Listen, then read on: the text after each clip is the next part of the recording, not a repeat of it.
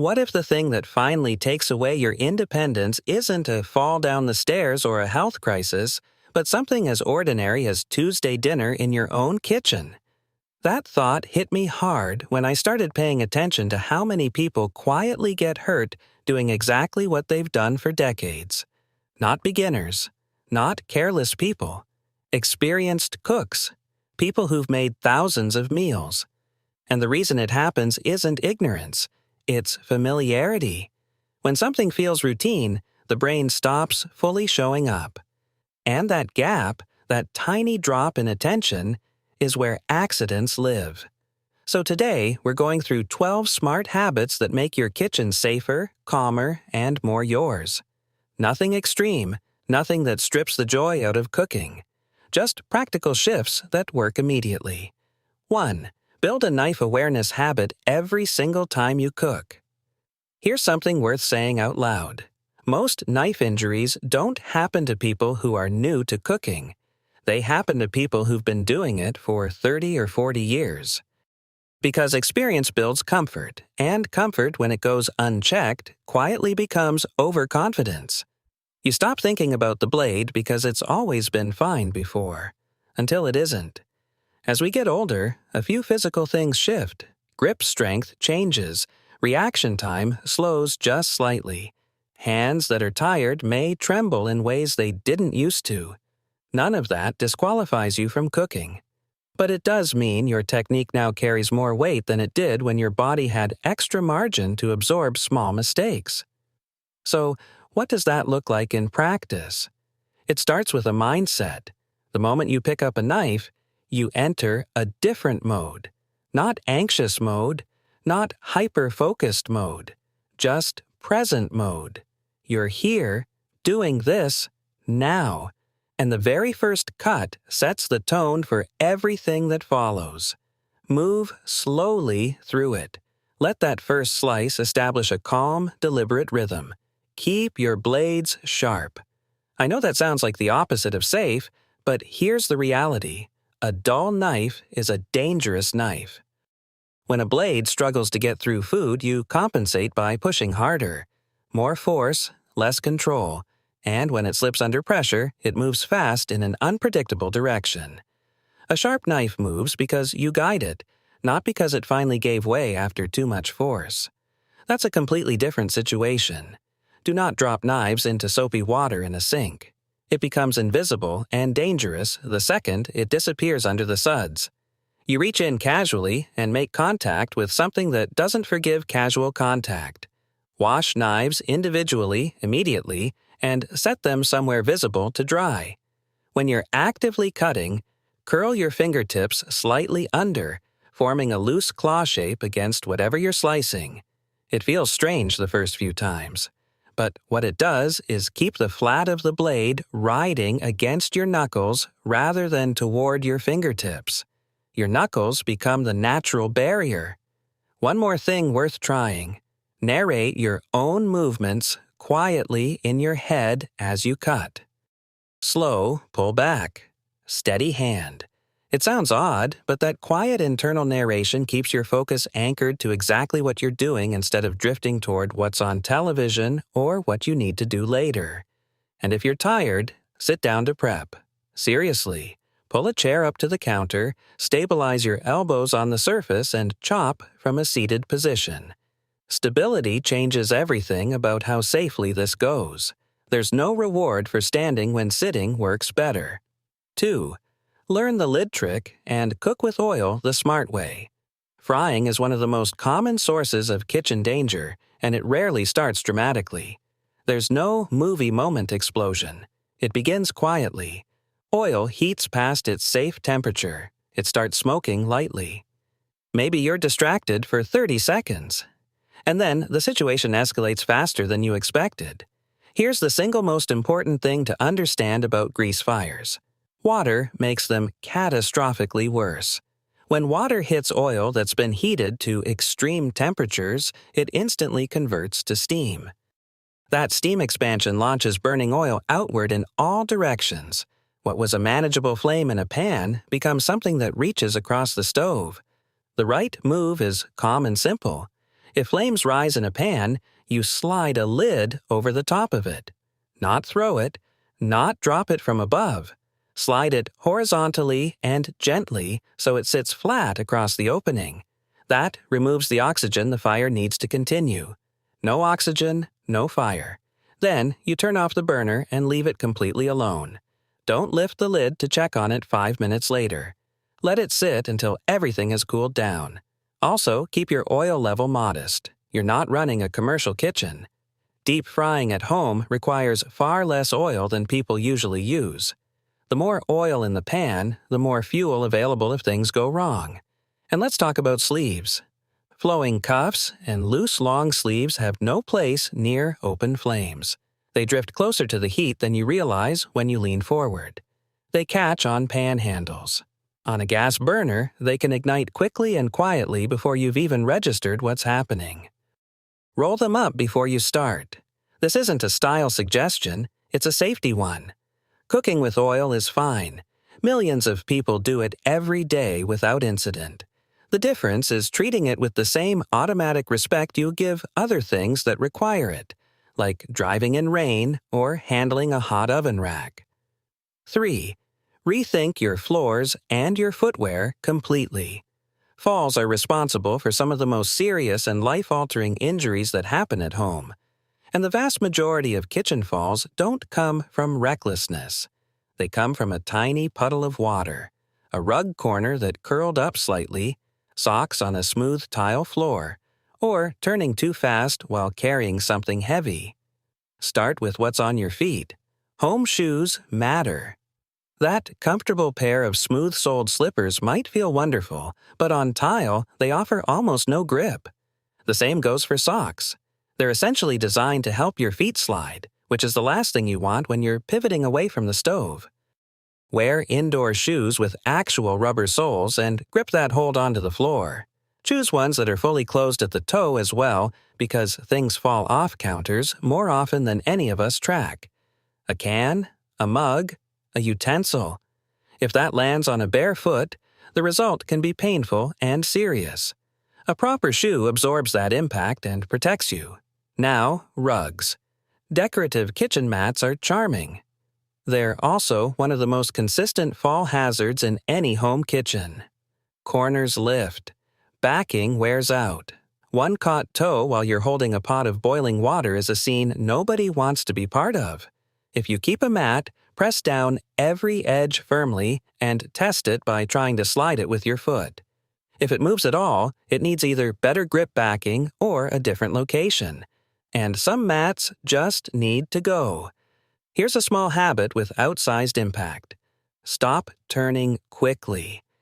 When you need to face a different direction, move your whole body together deliberately. Quick waist twists while your feet stay planted are surprisingly destabilizing, especially over time. And whenever something spills, wipe it immediately. Not after you finish stirring. Not once the timer goes off. Right then. Oil especially. It looks harmless until the moment your foot finds it. Your kitchen floor should feel predictable. No surprises. No patches of uncertainty. That predictability is what gives you confidence to move freely. 4. Dress intentionally before you cook. This is a conversation people rarely have, which is probably why the problem stays common. What you're wearing while you cook genuinely matters. Flowing robes, oversized sweaters with wide sleeves, loose scarves, long nightgowns. They all share one problem. They extend your body into spaces you're not tracking. A loose cuff can catch a pan handle as you walk past the stove. A dangling fabric edge can drift toward a gas flame when you lean in to check on something. A flowing hem can catch on a cabinet handle and throw your balance. None of these require a major mishap to become a real problem. The solution isn't dressing stiffly or uncomfortably in your own home. It's about controlled comfort. Roll sleeves up past the elbow before cooking starts. Tie back anything that hangs. Tuck in what can be tucked. If you love wearing an apron, this is exactly what they're designed for. A proper apron sits close to the body, covers without billowing, and keeps your own clothing away from heat and mess. You don't have to dress for a laboratory, just don't dress for a fire. Think of your cooking outfit as part of your preparation, same as clearing the counter or checking what's already on the stove. Getting your clothing right before the first burner lights is a 2-minute habit that removes a whole category of risk from the kitchen entirely. 5. Turn handles inward and make heat visible. Pan handles sticking out over the edge of the stove feel harmless right up until they aren't. A hip bumps one while passing. A sleeve catches it. Someone reaches across the stove without looking. Hot liquid in a pan can move very quickly and without any warning. Make turning handles inward an automatic reflex. Every single time a pan goes on the stove, the handle comes inward before anything else happens. Not as an occasional reminder. Not when you think about it. Every time, as part of the motion itself. And be deliberate about where the handle points.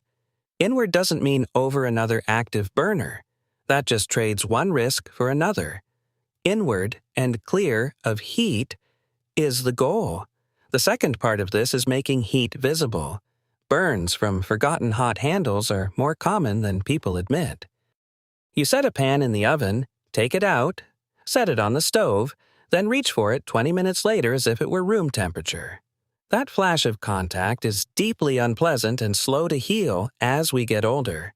Use a system that works for you. Some people use brightly colored silicone handle covers that signal heat visually. Others drape a specific colored cloth over any handle that came out of the oven. The cloth means hot. Nothing else goes there without being intentional. Your brain is managing a lot of simultaneous information while cooking. Visual signals offload some of that work. Give yourself every advantage available. Also, reduce the number of active heat sources on any given day. Fewer pans means fewer handles to track, fewer timers to manage, fewer things competing for your attention. More isn't more in a kitchen. More is just more complicated. 6. Cook during your peak energy window. Here's something most people figure out only after a problem has already happened. You are not the same version of yourself at all hours of the day.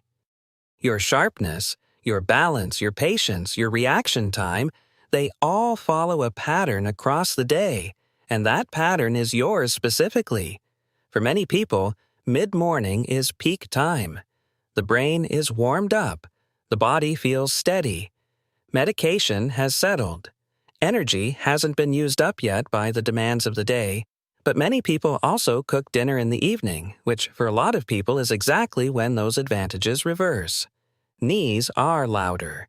Thinking is foggier. Fatigue has narrowed the margin between careful and careless, and that's precisely when the kitchen asks the most of you. Heat, timing, sharp tools, moving parts. Here's the reframe. Dinner doesn't need to be made at dinner time. Cooking doesn't carry a rule that says the meal must be assembled during the hour you're going to eat it. If your best window is 10 in the morning, use it. Brown the meat, cook the vegetables, build the dish completely. Then reheat it at 6. The meal is the same. The conditions under which it was made are completely different and much safer. Fatigue is sneaky. It whispers that something is probably fine when it actually needs one more minute. It whispers that you don't need to sit down. It whispers that you're not actually that tired. Don't negotiate with that voice in a kitchen. There's no honor in cooking through exhaustion. Some evenings, reheated soup is the wisest decision in the house.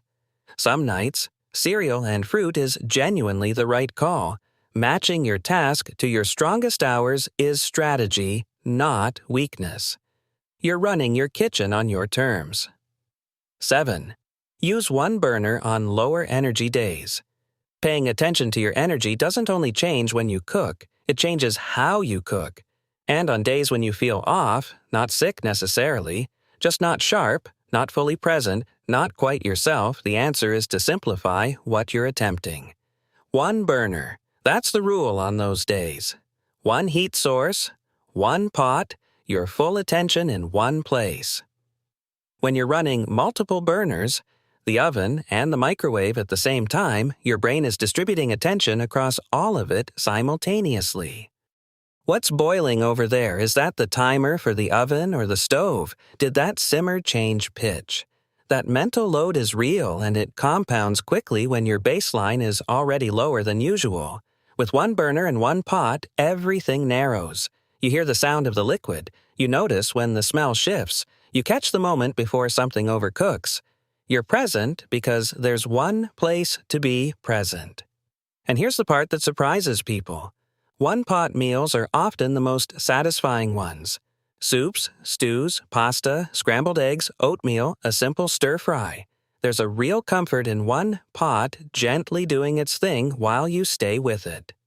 Complex cooking is wonderful when you feel capable of it, but capacity varies day to day, and that's not a character flaw.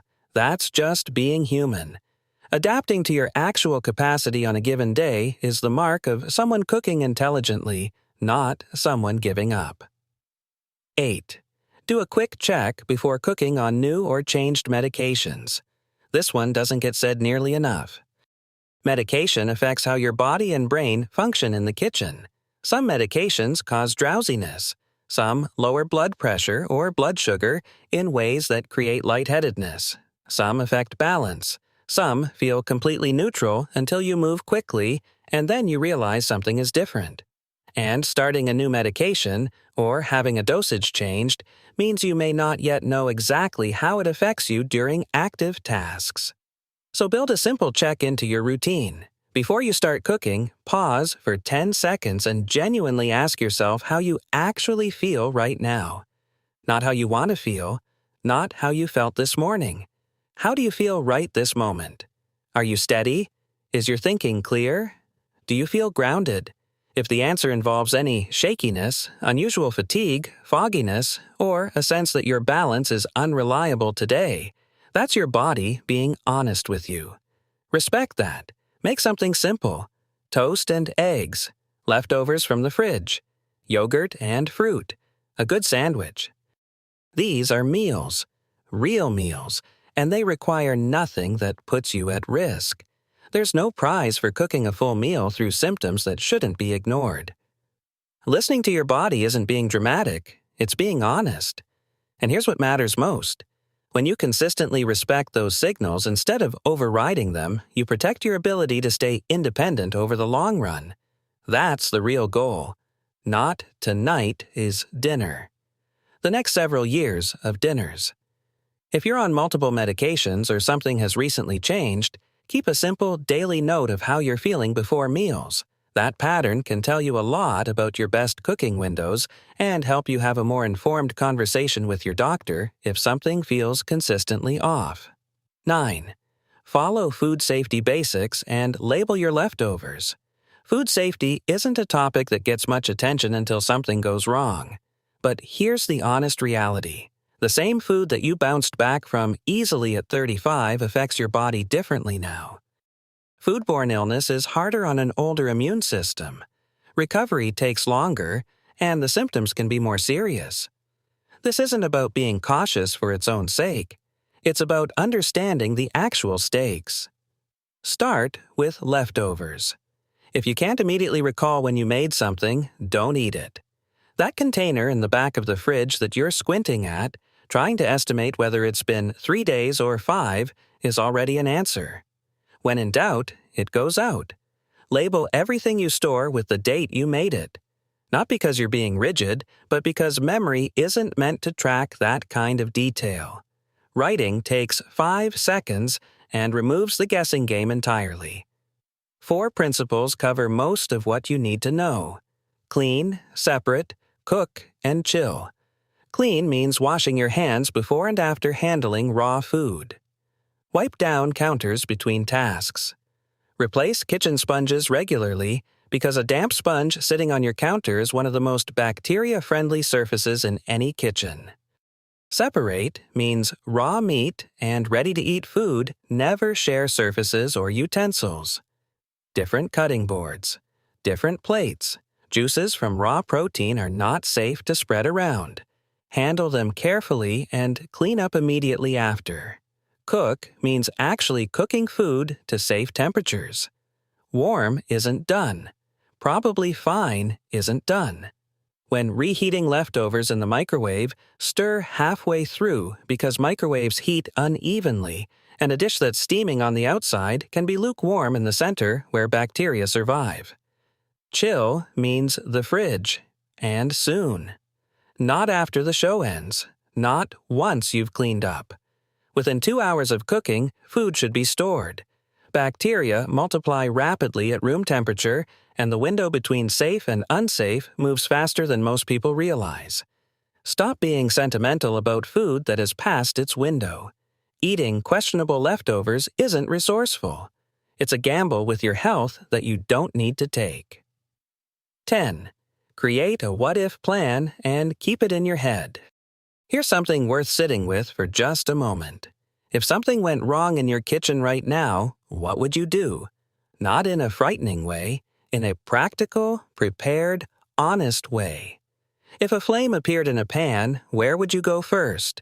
If you felt dizzy suddenly, where would you sit safely? If you hurt yourself and needed help immediately, how would you call someone? Most people have never thought through these questions until they're in the middle of something, and that's exactly when panic fills the gap. Panic comes from surprise. Preparation replaces surprise with a plan. You don't need a formal drill. You don't need to run through scenarios out loud.